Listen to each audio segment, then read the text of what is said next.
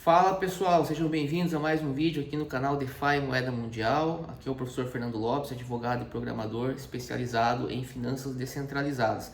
O objetivo desse vídeo é responder dúvidas que surgiram num vídeo anterior, onde eu falo sobre o tema muito importante, tema atual, que é a criminalização do uso de stablecoins sem utilização de intermediários autorizados, ou seja, o governo não quer que você utilize criptoativos da forma correta, que é justamente a forma P2P, é você programando seus próprios smart contracts para operar no DeFi sem depender de intermediários. Então eu quero esclarecer algumas dúvidas. Falei também sobre o DPix, vou falar um pouco mais, porque eu vi que eu falei um pouco, o assunto surgiu nesse contexto, o DPix surgiu no contexto de um outro vídeo que eu fiz falando sobre a tentativa de criminalizar operações P2P, utilizando principalmente stablecoins, mas a verdade é que não é apenas stablecoins. E aí surgiu a questão do DPix, então eu vou falar um pouco mais também sobre isso, certo? Vamos falar também sobre transações anônimas, ou seja, as principais dúvidas, né? Questões de transações anônimas, questões relativas ao Bitcoin, será que realmente eu tenho privacidade quando eu utilizo o Bitcoin? Será que o Bitcoin tem uma fragilidade em relação a isso? Será que é possível contornar? Será que não é possível?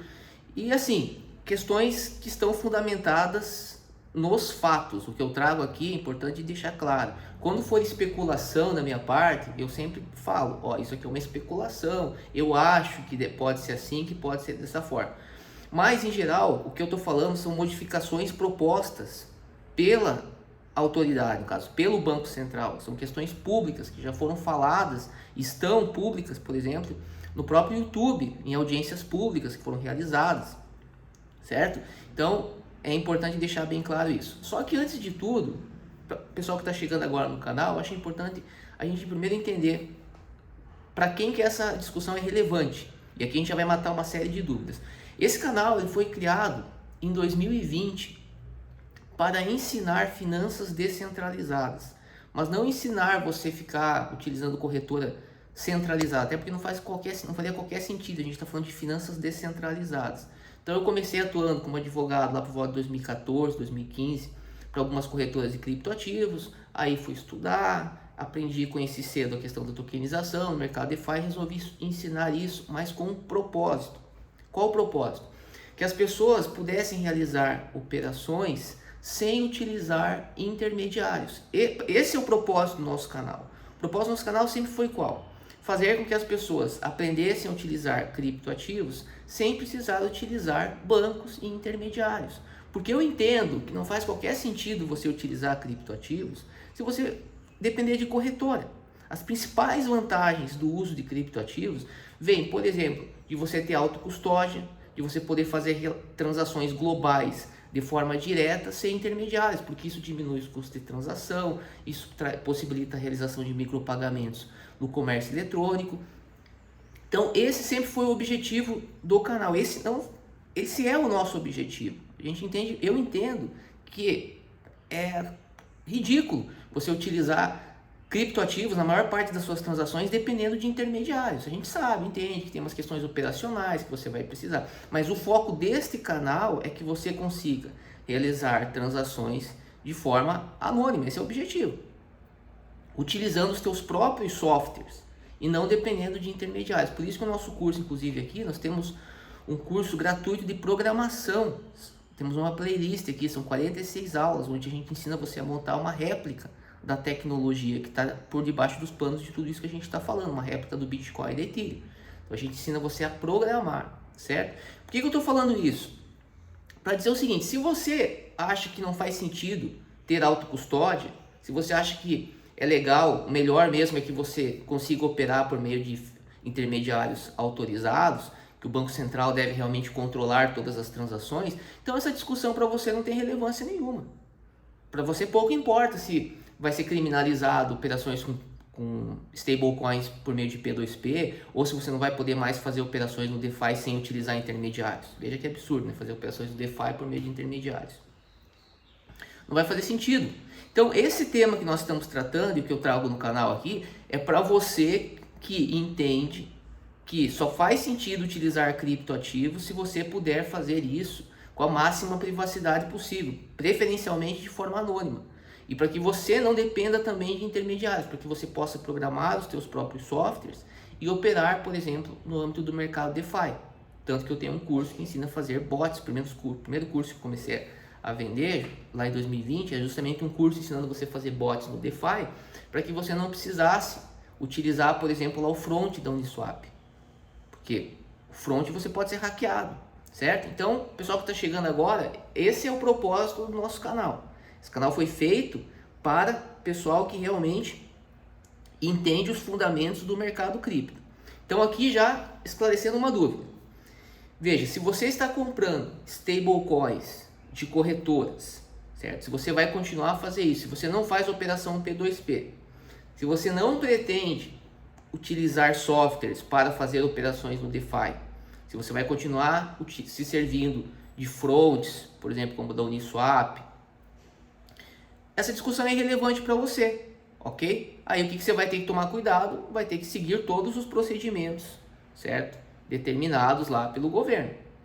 Então, eu acho que está bem claro, ok? Esse canal, ele é para pessoas que privilegiam a anonimização e o uso de operações sem intermediários, certo? Para isso, esse é o nosso objetivo.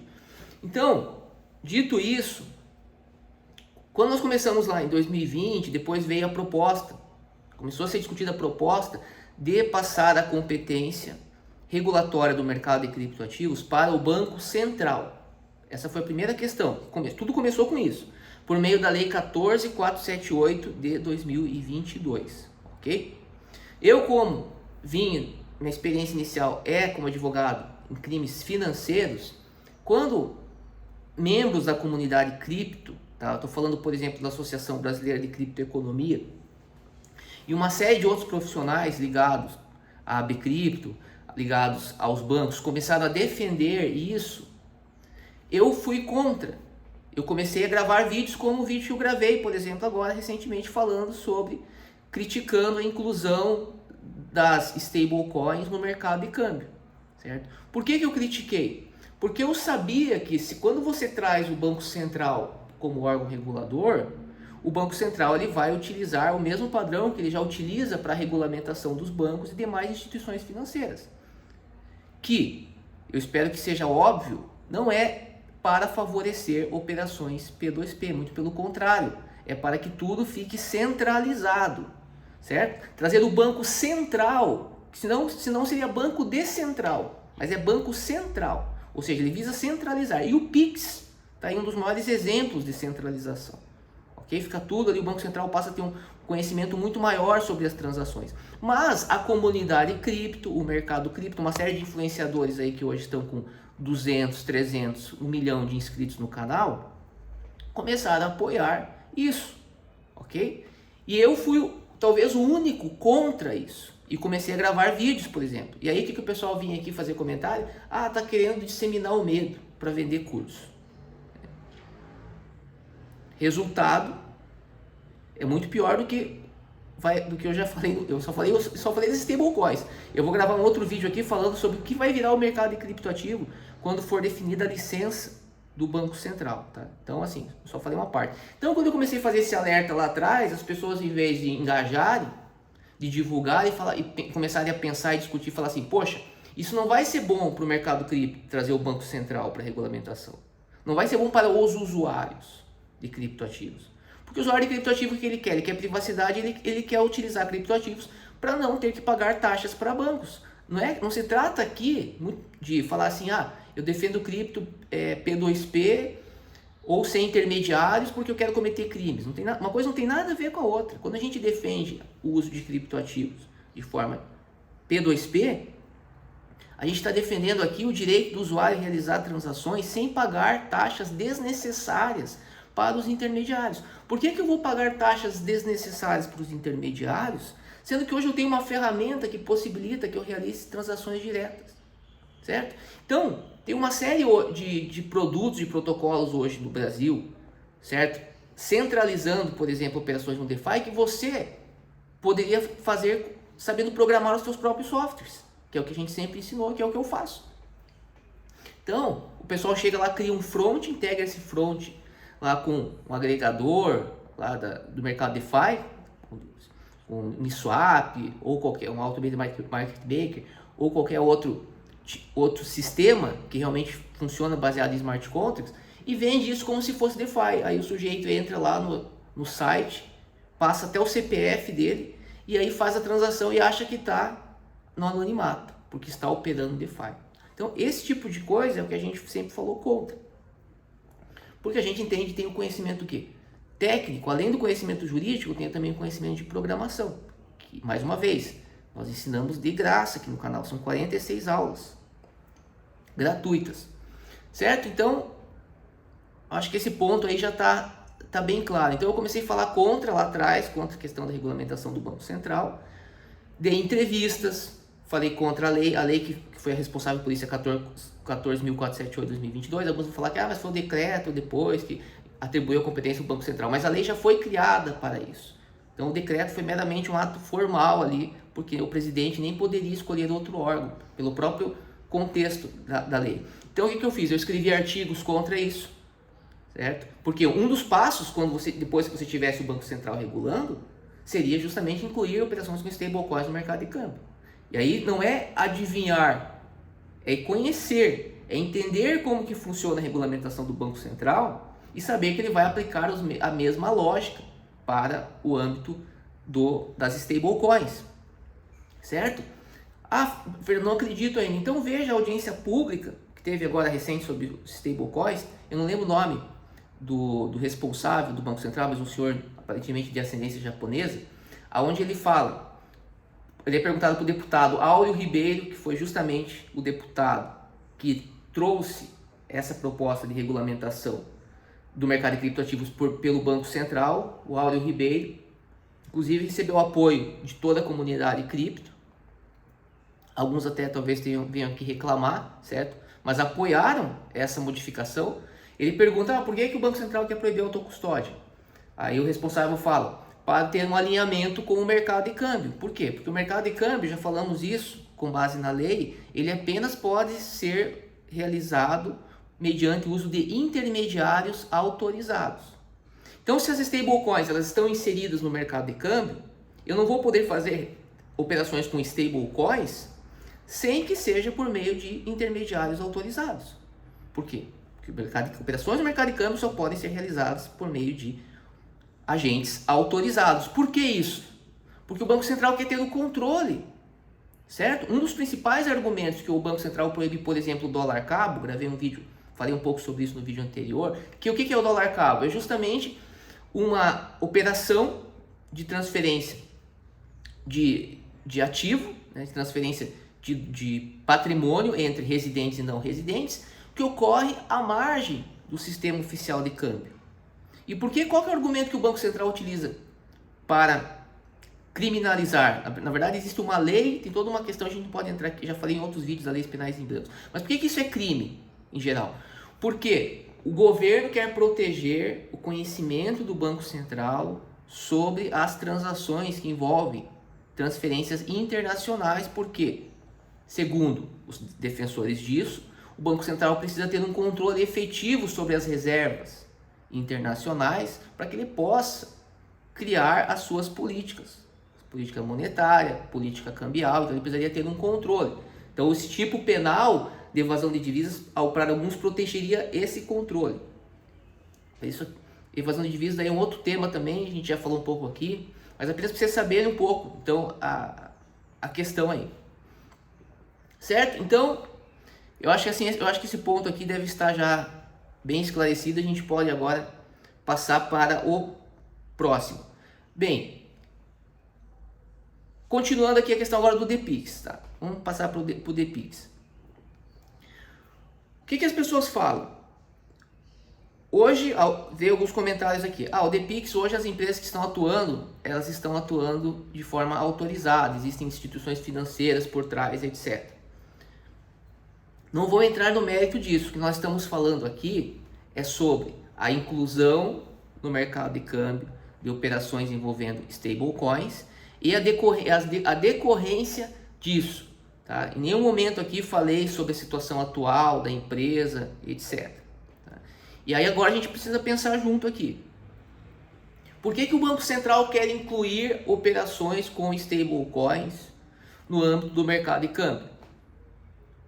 É justamente para ter um controle das operações. Justamente para evitar o quê? Operações como operação dólar-cabo, que quando feitas por criptoativos são chamadas de operações criptocabo. O mesmo sistema de compensação que as pessoas faziam antes. Quando eu comecei a trabalhar, inclusive, das pessoas que haviam sido presas, eles tinham um sistema até eletrônico, rudimentar de computação, certo? Foi um caso, eu posso falar, um caso público, que teve participação do Credit Suisse, executivos de instituições como o UBS, certo? Uma baita de uma operação gigantesca, foi conhecida no Brasil, Operação CC5, foi onde a Lava Jato foi basicamente treinada, então ali que começou a atuação, por exemplo, de Sérgio Moro, os promotores, onde apareceu lá depois a Alberto Youssef, né, que deu toda aquela polêmica. Então foi ali que, basicamente ali onde o pessoal da Lava Jato foi treinado, que eu comecei atuando como advogado, só que eu fazia parte da defesa. Então eles tinham lá esse sistema. E por que então eles criminalizavam essas pessoas? Porque essas pessoas queriam fazer transações à margem do sistema de câmbio.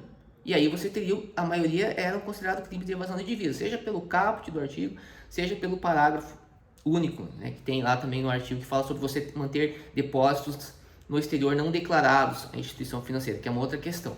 Então, quando o Banco Central ele fala de incluir operações com stablecoins no mercado de câmbio, o que ele quer fazer? Ele quer fazer justamente que as pessoas não façam esse tipo de operação. Que toda operação que você venha fazer com criptoativos, você venha primeiro pedir autorização ou fazer conforme com um agente autorizado que vai reportar e vai formalizar tudo aquilo ali, de modo a que todas as transferências não saiam do controle do Banco Central. Se a ideia não for ter esse controle, eu não preciso incluir operações com stablecoins no mercado de câmbio. Ok? Então o que eu estou falando? A partir daí, o que você precisa entender? Que as reservas das empresas e o DPix está todo baseado em um sistema de reserva em real. A empresa precisa ter real para que ela possa operar, certo? Se o governo falar que essa empresa ela é irregular, ou se a partir dessa inclusão essa empresa não conseguir obter a licença, porque hoje ainda não é necessário, então mais uma vez frisando, hoje não é necessário, mas provavelmente já nesse ano, talvez esse ano não, mas no próximo ano o Banco Central já vai definir a licença. E vai ter uma licença específica para quem atua realizando operações consideradas operações de câmbio. Por exemplo, envolvendo stablecoins. Então, se a empresa não conseguir, não é apenas a responsável pelo DPix, mas qualquer outra empresa que esteja atuando no mercado de criptoativos, se ela não conseguir a autorização, ela simplesmente não vai poder operar. Se ela quiser continuar operando, ela vai estar operando na marginalidade. Então, os seus executivos poderão ser presos. Se eventualmente eles fizerem alguma transação nessa marginalidade de algum criminoso, porque isso pode acontecer, por não ter utilizado os critérios de compliance, eles podem ser processados por lavagem de dinheiro, podem passar aí, a depender da situação, 50 anos aí na cadeia. 50 anos preso é meio um pouco difícil. Mas se tivemos condenações nessa quantidade, né, de pessoas, claro que são vários casos. Uma coisa é o sujeito ali, o consumidor que está fazendo uma operação, que fez uma operação irregular. Outra é o sujeito que ganha dinheiro com isso, que movimenta recursos substanciais, né? Estou falando que você que fez de repente uma operação, que vai fazer uma operação lá, eventualmente à margem, né, que você vai ser condenado a tudo isso. Às vezes é possível que você nem seja preso, às vezes é possível que você seja apenas processado criminalmente, às vezes é possível que nem seja processado. Tudo vai depender do contexto, tá? O que eu estou trazendo para vocês aqui é o cenário a partir da mudança de regulamentação, tá? Então veja, a partir dessa ideia, se eu tiver uma empresa cujo o serviço dela é justamente fazer com que o Banco Central não tenha esse controle, vocês acham que o Banco Central vai dar autorização para essa empresa continuar atuando? É óbvio que não, nem poderia fazer isso. Por que o Banco Central vai privilegiar uma empresa em detrimento da outra, sendo que o objetivo do Banco Central é ter um controle sobre todas as operações, da mesma forma que ele tem o controle no âmbito do mercado de câmbio? Por que ele vai favorecer uma outra empresa cujo marketing é justamente fazer com que as pessoas realizem operações sem esse controle? Não faz qualquer sentido.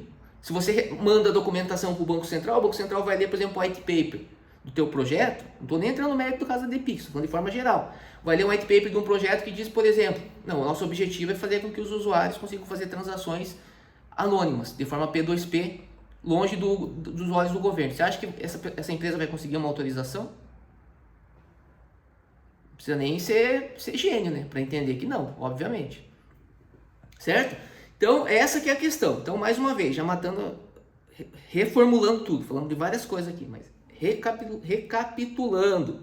Você que é um usuário de criptoativo, que apenas quer comprar o seu criptoativo, que você não se preocupe se você vai comprar do Nubank, se você vai comprar do banco X, do banco Y, você não está preocupado em fazer transações anônimas, você que não está preocupado em fazer operações no DeFi por meio dos seus próprios softwares, você está tranquilo com essa ideia de fazer operações por meio de intermediários autorizados, você não precisa se preocupar, ok? Não precisa se preocupar, você vai continuar operando criptoativos, só que você vai ter que pagar as taxas. Vai ter que pagar as taxas para os intermediários. Porque veja, aí é um conhecimento técnico. Esses intermediários, hoje, por exemplo, veja, se eu quiser atuar no DeFi, o que eu posso fazer? Eu crio lá um software e interajo de forma direta com os smart contracts. Se for protocolo DeFi, ele funciona todo baseado em smart contracts. Faço isso aqui da minha casa, tranquilo, faço as operações, ninguém fica sabendo. Eu não preciso pedir autorização para criar um pool de liquidez, por exemplo, na Uniswap, certo? Ou para comprar, ou para fazer lá um flash loan, né? Ou usar lá um contrato derivativo. Não preciso, certo? Usar os perpétuos lá, por exemplo, né? Não preciso de autorização de ninguém, porque eu posso fazer lá a questão. Eu pago taxas para fazer essas operações, taxas da rede, todos nós conhecemos. Quando você vai comprar e vai fazer as operações por meio de um intermediário, esse intermediário também vai ter que pagar essas taxas. Para eu fazer um investimento, sei lá, na Hyperliquid, lá por exemplo, na UIDX, fazer algum tipo de trade, algum tipo de investimento, eu vou ter que pagar as taxas para a rede. Se o banco X for fazer isso, ele vai ter que pagar a mesma taxa que eu. Ou seja, eu estou na mesma posição que o banco. Eu consigo fazer isso. Agora, se eu for ter que contratar o banco para fazer isso, o que o banco vai fazer? Ele vai pegar essas taxas que ele está pagando, ele vai o quê? Repassar para mim. E mais o custo da operação que ele está realizando. Porque ele tem que pagar luz, ele tem que pagar funcionário, ele tem que pagar as taxas lá todas, ele tem que arcar com o custo de regulação, porque você acha que é barato para você poder atuar como agente autorizado do Banco Central, não, tem que pagar custo. Tudo isso vai ser repassado para você, que poderia fazer por conta própria. Primeiro, se você soubesse. Segundo, se não fosse proibido. Certo? Então, é isso. O que precisamos falar ainda? Acho que a questão do DPix ficou clara, a questão dos stablecoins ali, algumas pessoas ficaram com dúvidas ali sobre se já iam ser presas, etc. Não, tá? Deixando bem claro, isso aqui afeta interesses do nosso canal. O nosso canal ele entende que só faz sentido utilizar criptoativos se for P2P ou se for no DeFi sem utilizar intermediários, porque DeFi é Decentralized Finance, não Centralized Finance, certo? Agora, se você não é dessa linha, se você acha que isso é coisa de anarcocapitalista e tal, você não precisa se preocupar, você está tranquilo, vai ser regulamentado, você vai fazer lá, continuar pagando as taxas. E se você tiver lucro, ótimo, tá? É uma questão assim, eu tenho esse pensamento, que eu acredito que é o pensamento correto, porque eu estudei os fundamentos técnicos, aprendi a programar, entendi os fundamentos jurídicos, os fundamentos econômicos dessa tecnologia. Então, eu, por exemplo, eu não usaria criptoativos em raros casos, né? Se eu não tivesse essas funcionalidades que a tecnologia me dá. Eu não veria fundamento nenhum, sequer para o valor do Bitcoin. Inclusive, o Bitcoin a gente pode ter um vídeo específico, o Bitcoin tem outras funções, tá? Também, então a gente não pode misturar um pouco as questões. Vou falar um pouco mais em outro vídeo sobre o Bitcoin. Já começamos a falar sobre o Bitcoin, na verdade, para alguns pontos, tá? O que eu falei quando eu falo sobre fragilidade do Bitcoin? Eu estou falando sobre a questão da privacidade, certo? Então tem duas questões que a gente precisa deixar bem separado aí. O Bitcoin pensado como ouro digital, como a nova tecnologia que vai ser utilizada, certo? como moeda de reserva, por exemplo, para os países, nova moeda de reserva internacional. E aqui, abrindo um parênteses, eu tenho um livro, tá? Para quem acha que eu não estou falando mal do Bitcoin, certo? Eu tenho um livro que chama O Fim do Dólar. E eu defendo nesse livro que a nova moeda de reserva internacional será o Bitcoin, no lugar do dólar.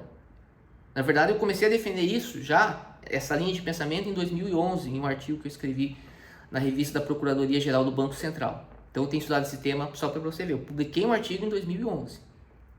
Então eu não caí de paraquedas nesse assunto. Então hoje tem esse livro que está no site Direito e Moeda Mundial, onde eu falo sobre o fim do dólar e o caminho para a prosperidade. Então eu entendo que o Bitcoin, ele vai sim, ele é o ouro digital e ele deverá substituir o dólar.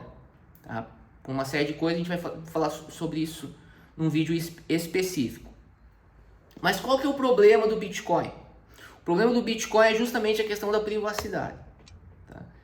E aí teve uma pessoa que fez um comentário que ela fez algo assim. Deixa eu até ler o comentário que ela fez aqui, que eu acho que é importante. Impedir transações anônimas com 70% do supply nas mãos de hodlers não tem chance de dar certo para o Estado. O próprio Estado precisa também de BTC para se proteger da moeda que eles mesmos... Não entendi muito bem aqui. Bom vídeo, tá? Mas com muito foco em gerar medo devido ao viés de arregimentar clientes. Aquela história que eu falei, né? O pessoal achando que eu estou trazendo aqui medo, né? E falavam isso na época quando eu critiquei a questão do Banco Central como órgão regulador. E aí tá agora a prova, né? O Banco Central tinha uma consulta pública, cogitou em proibir a autocustódia. Depois eu que estou gerando medo. Não é medo, é fato. Eu trago para vocês aqui como advogado fatos. Quando é uma coisa especulativa, por exemplo, essa questão do Bitcoin que eu falei agora, isso aqui é uma especulação que eu tenho baseado em estudos, não é um fato, certo? Então, eu acredito que o Banco Central, que o Bitcoin será a nova moeda de reserva global e que o dólar está indo por água abaixo, tá? Mas eu vou falar um vídeo sobre isso. Então, isso é uma especulação, isso é um estudo teórico feito. Agora, essa questão que eu estou falando para vocês aqui, dessa modificação da inclusão das stablecoins no mercado de câmbio proposta pelo Banco Central, isso é fato. As consequências jurídicas também é fato, ok? Está tudo na lei escrito, que você não pode fazer operação no mercado de câmbio sem intermediários. Isso deve estar totalmente claro agora, basta você ver pessoas que já foram processadas pelas chamadas operações dólar-cabo e, inclusive, já estão sendo processadas pela operação criptocabo. Então, o que eu quero comentar desse comentário aqui? Primeiro, agradecer, tá, aos nossos inscritos pelos comentários. É muito importante que vocês comentem, isso ajuda também a gente a impulsionar os vídeos e também com certeza trazem dúvidas de outras pessoas, tá? Então é muito importante, agradeço bastante aqui todo o pessoal que está aí comentando. E aí, na medida do possível, eu vou gravando vídeos aqui sobre comentários que eu entenda que sejam relevantes, como esse, por exemplo, para a gente poder esclarecer e aprofundar a discussão, que esse é o maior objetivo. Então, como que eu respondo aqui então essa questão? Veja, essa questão das transações anônimas, isso aqui é uma questão técnica, tá? Veja, não sou eu que estou dizendo, quem está dizendo aqui é o white paper do Bitcoin. O que o white paper do Bitcoin diz? Se você for lá no âmbito no item 10, privacidade, fala, o modelo bancário tradicional atinge um nível de privacidade limitando o acesso à informação para as partes envolvidas e o terceiro confiável. Então aqui ele está falando sobre o sigilo bancário e como que o sigilo bancário mantém a privacidade, certo? Limitando o acesso à informação para as partes envolvidas e o terceiro confiável. Está no white paper, eu estou lendo aqui, tá? Aí ele fala, a necessidade de anunciar todas as transações publicamente, que é o caso do Bitcoin, todas as transações são anunciadas publicamente, se opõe a este modelo. Então, ele está falando aqui. O sistema de sigilo bancário está baseado a privacidade na limitação do acesso de terceiros à informação que fica de propriedade dos bancos. E aí tem os riscos dos bancos, vazar informação, tá? Mas vocês entenderam aqui. E o Bitcoin é diferente, porque o Bitcoin está tudo na blockchain. Todas as transações estão públicas, certo? Temos lá a sidechain, que é uma federação, que para o meu ponto de vista é centralizada, que você consegue omitir valor até o tipo de ativo, dependendo do tipo de como se venha fazer essa transação na Liquid, por exemplo, mas é uma federação, é centralizada. certo? Aí ele fala, mas a privacidade ainda pode ser mantida quebrando o fluxo de informação em outro lugar. Então o que ele está falando aqui? Como que eu mantenho a privacidade do Bitcoin? Mantendo chaves públicas anônimas. Estou lendo a tradução aqui, tá? O que seria chaves públicas anônimas? Chaves públicas anônimas, na verdade, a melhor tradução seria eu manter anônimo o conhecedor da chave privada. Quem que conhece a chave privada da carteira do Satoshi Nakamoto hoje? Ninguém sabe. Por isso que é anônimo, por isso que ninguém sabe quem é Satoshi Nakamoto. Consegue perceber?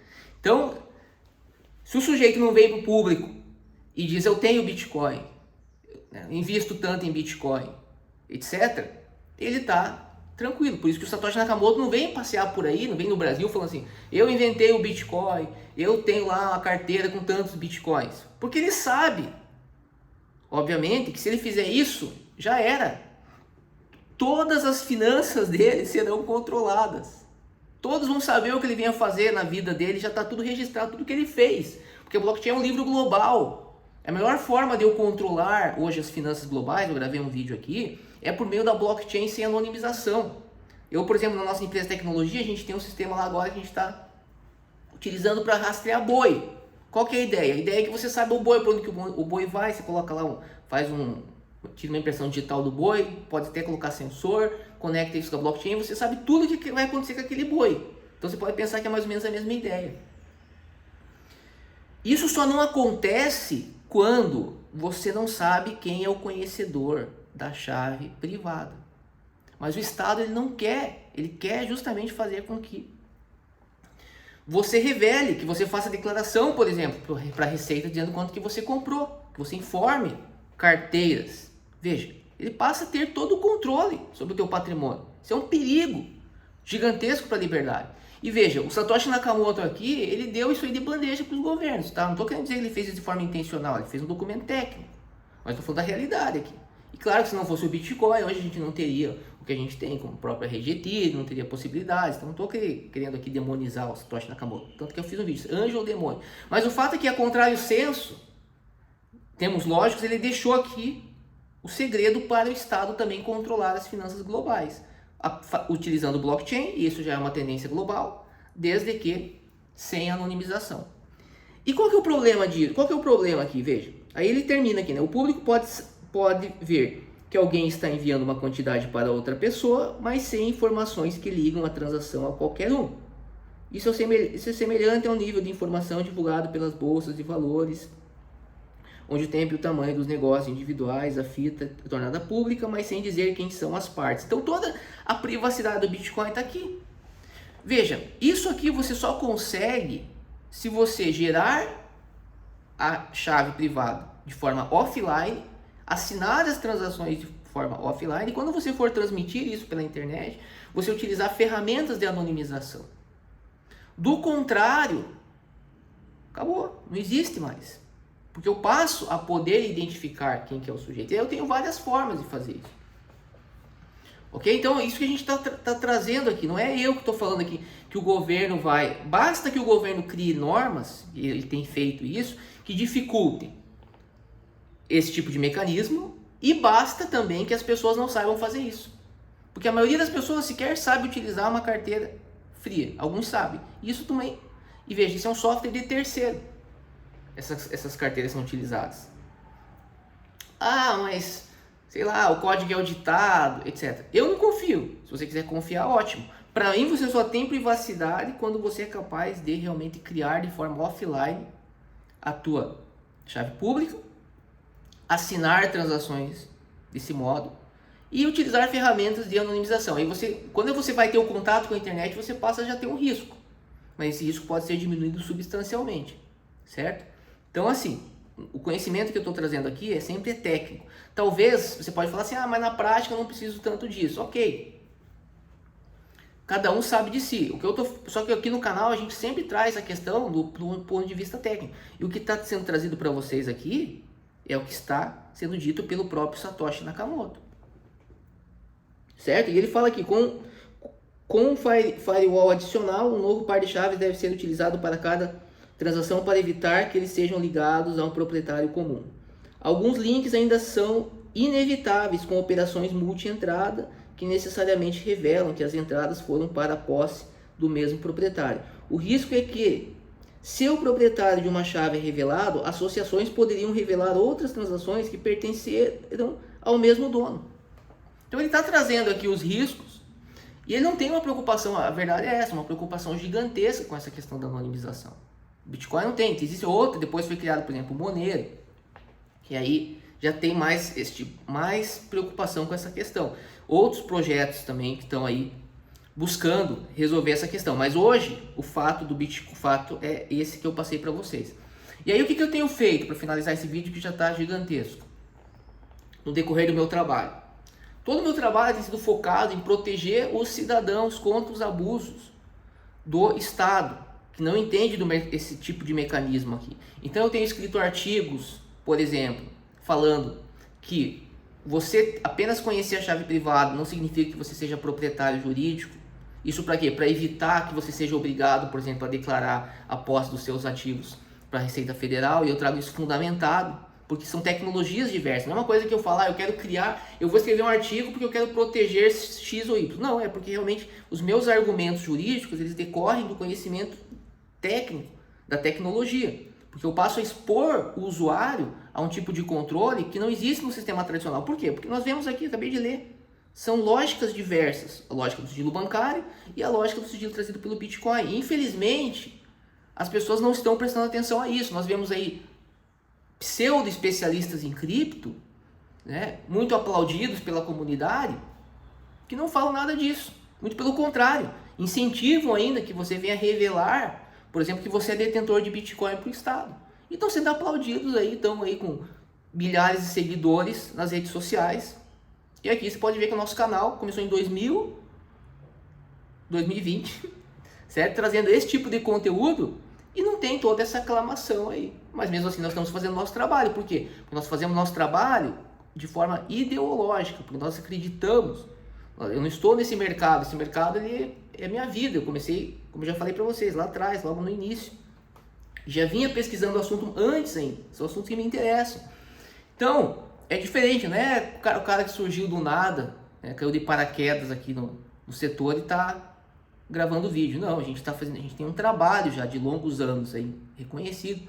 Com o tempo, você que está chegando novo aí no canal, eu vou falando sobre os livros publicados, as palestras, inclusive até alguns eventos. Pessoal, quando eu comecei a falar contra essa entrada do Banco Central, eu deixei até de ser convidado para alguns eventos que tinham lobby de bancos, por exemplo. Não vamos convidar o Fernando, porque o Fernando vai chegar e vai dizer o que está acontecendo, que a gente quer, aquilo que a gente quer fazer, mas a gente não quer que ninguém saiba.